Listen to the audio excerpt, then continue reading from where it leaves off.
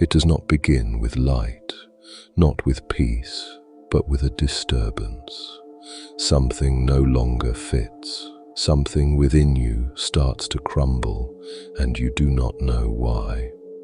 You try to go on as before, but you cannot, because something inside you burns, though you never lit the flame.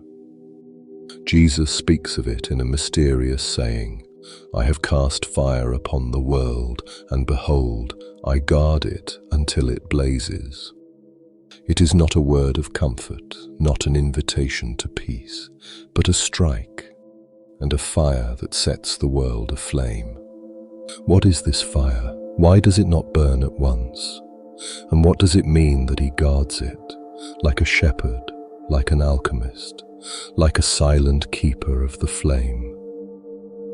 In this video on Saying 10 of the Gospel of Thomas, we will descend into the power of this hidden fire and into what it must consume within you so that you may truly live.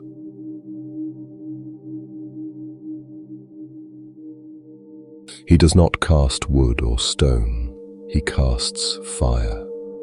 The first image is violent, a throw, not gently placed, not sown, but hurled, as if the world were too sluggish, too cold, too dead, and only a divine shock could awaken it.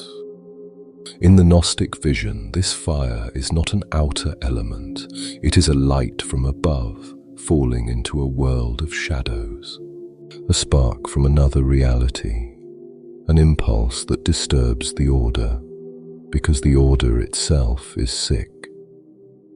Plato, in his allegory of the cave, describes how the gaze into truth's light first causes pain, how one is blinded and longs to flee back into the dark.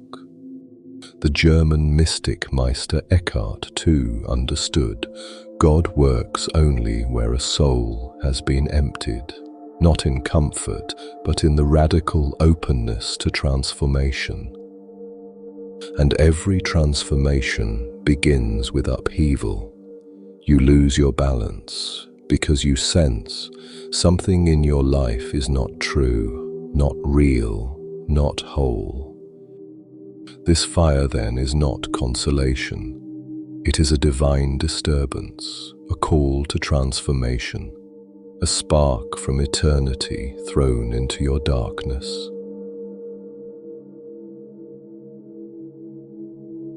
Fire has no plan. It does not think. It does not hesitate. It destroys. Whatever is flammable will burn. Truth works the same way. When it strikes you, it first destroys what you have grown used to. Your old certainties, your stories about yourself, your whole, "That's just who I am." For truth does not come to comfort, it comes to expose. And to expose, something must burn away. The philosopher Martin Buber once said, "Man becomes an I through the thou." But before you truly meet this thou, you must pass through the fire of the I, through the ashes of illusion, through the embers of your old roles. Transformation is not just insight, it is an inner blaze, a dying in thought, a burning in feeling. And sometimes you resist it because you sense, if I let this fire in, I will not remain the same. But that is the point. Jesus does not cast fire to destroy you, but to call you back. What you are must pass through what you can no longer be. And only then does it begin to burn within you, not as destruction, but as transformation.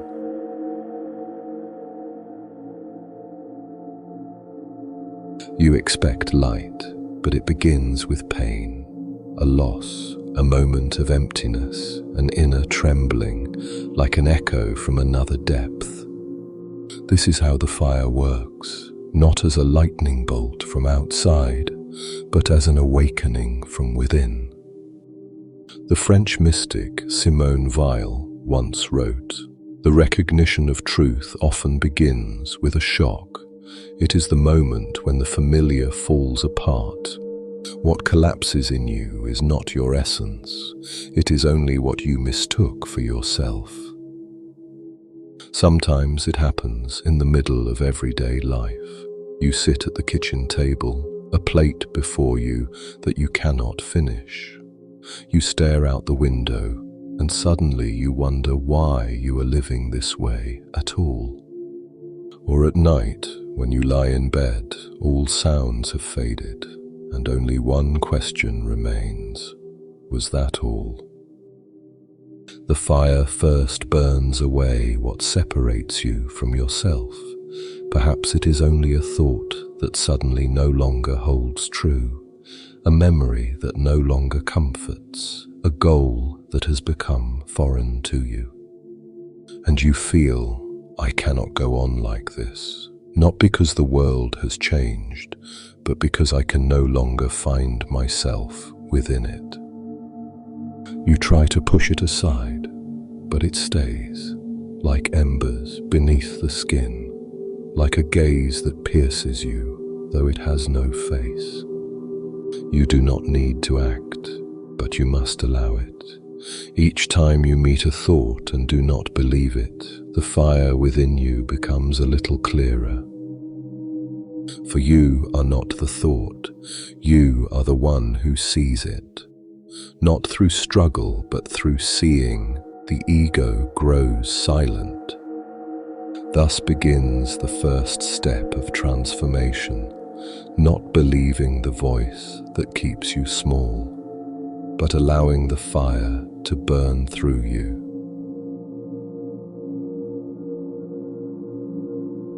Jesus does not only say, "I have cast fire," he also says, "I guard it." This means the fire is not meant to run out of control. It is not meant to overwhelm you, not to burn you down, but to guide you. For this fire takes on more than one form. First, it burns you free. It begins with what you must lose, with what no longer belongs to you, masks, ideas, roles. And if you allow it, if you no longer cling to your old story, then space opens for something new. Second, it shows you what truly makes you alive. Sometimes you do not feel the fire as pain, but as a sudden joy, as a warm ignition when you do something that feels real. You speak something honest. You take a step that costs you courage, and suddenly you sense, "Here I am." This fire leads you to what resonates with your soul, not loud, but powerful. Third, it leads you into stillness. And sometimes the fire is not felt as movement, but as radiance, as awareness. You sit in silence and you perceive not the world, but that which within you perceives. This is the highest fire. It no longer burns. It asks nothing. It is simply there, and you know that it is true. There is light within the person of light, and it shines upon the whole world. Jesus says, "I guard this fire." That means too, you are not alone in this process. You are being held, even when you do not feel it. But still, you must decide whether you will give it room.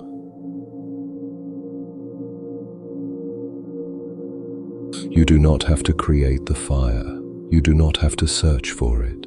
It is already here, sometimes hidden, sometimes faint, but never fully extinguished. For what Jesus cast was not an outer event, it is an inner principle, a call that dwells within you. And as long as you try to keep everything as it was, it will press upon you, it will whisper within you, it will glow inside you, until you allow it. Then it begins to burn, not like a fire that destroys, but like a light returning home. Sometimes it burns you free from what you never truly were. Sometimes it gives you strength for what you deeply desire. And sometimes it is simply there, a quiet radiance of your true nature. Allow this fire to find you, not to consume you, but to remind you who you are. For you are not dust, you are ember, and within you waits the light that cannot be extinguished. Which flame do you feel within you now? The purifying, the life-giving, or the silent one? Share it in the comments. Perhaps this space will become a digital circle of fire where our inner glow may grow. Thank you for being here. Guard your fire. It knows the way back to you.